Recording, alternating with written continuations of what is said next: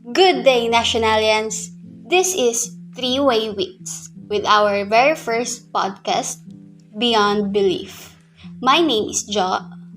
My name is Dan. Hi, I'm Jang. So, given our title today, do you guys have a hint na on what our podcast is about?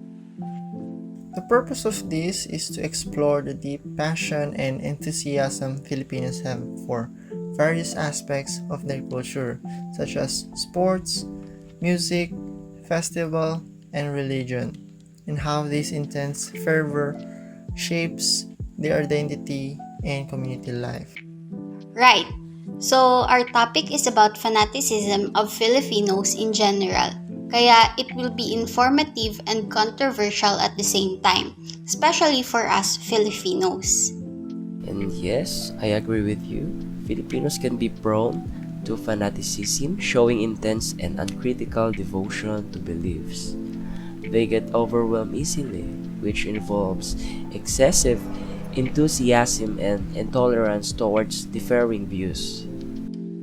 Meron ako naging friend dati na she's obsessed on her idol to the point na she want that idol to be her husband. To the point na sinusuway niya na yung magulang niya. So, there's no problem with being a fan, follower, devotee, or something naman.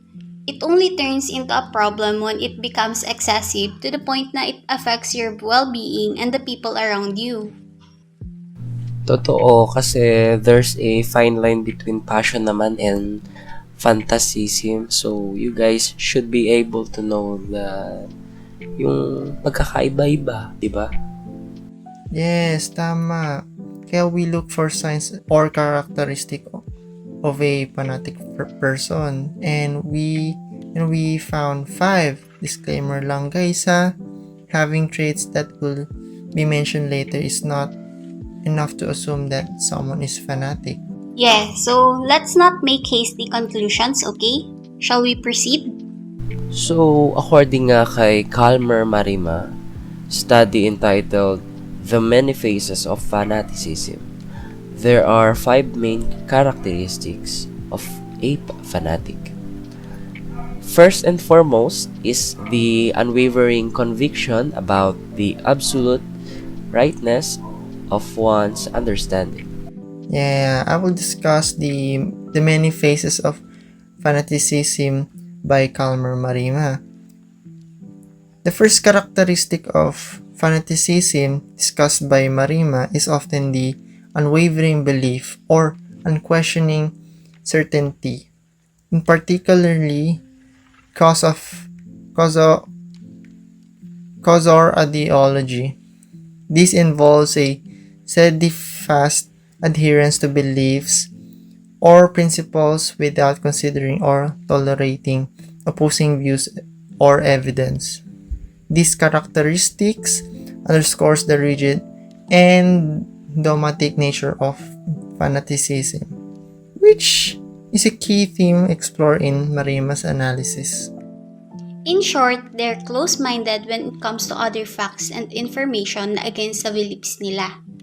Also, they like to impose their convictions onto other people. So, speaking of impose, the second characteristics is seeking to impose one's conviction on others. Totoo, kasi in Filipino culture, ang imposing convictions on other comes from strong beliefs in religion, tradition, or societal norms. So, this can lead to passionate attempts to persuade others. Balancing passion with respect for diversity is key to avoid conflicts in diverse settings. I agree with you all.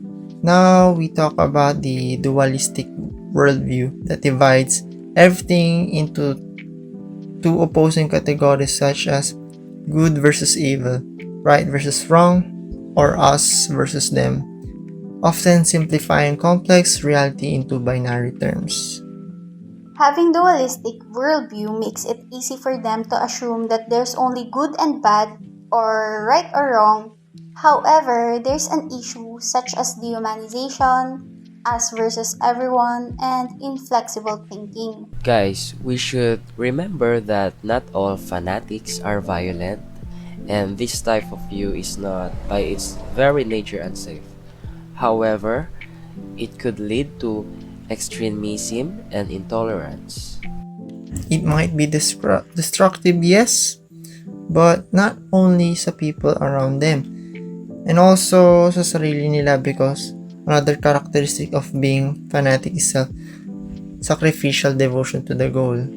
Tama, kasi in some cases din naman sa mga Filipinos is the act of showing devotion to beliefs, figures, or causes can become more significant than the actual object of that devotion, di ba?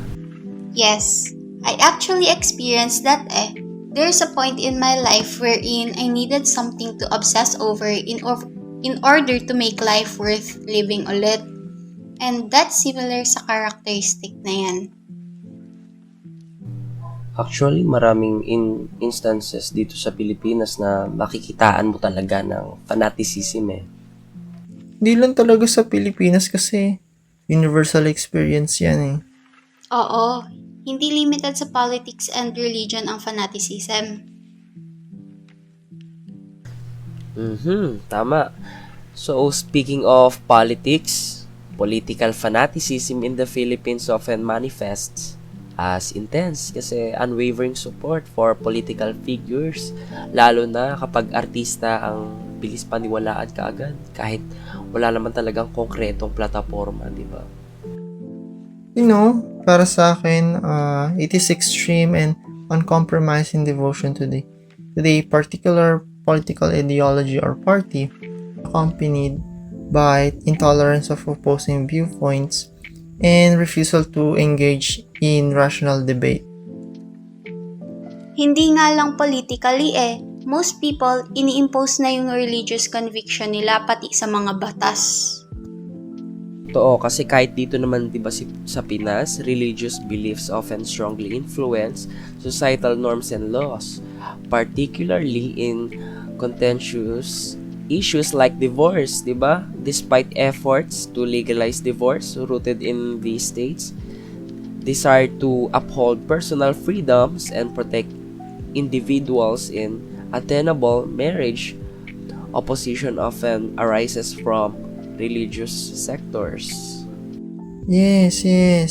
Being informed in the law empowers individuals to protect their rights, avoid legal issues, make informed decision, and effectively advocate for themselves and others.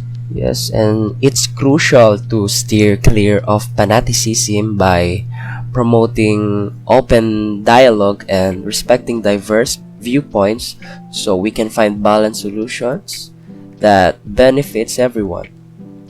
And this approach foster harmony and progress in addressing complex societal issues. Yes, being informed enough to avoid fanaticism is crucial kasi it fosters critical thinking, tolerance, and open-mindedness, helping those individuals to resist extreme and intolerant beliefs that can lead to conflict and division.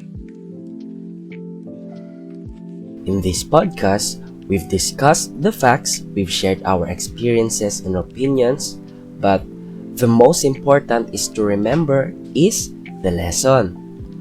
Let's strive for our understanding and tolerance, avoiding fanaticism to create a more harmonious society where diverse perspective matters.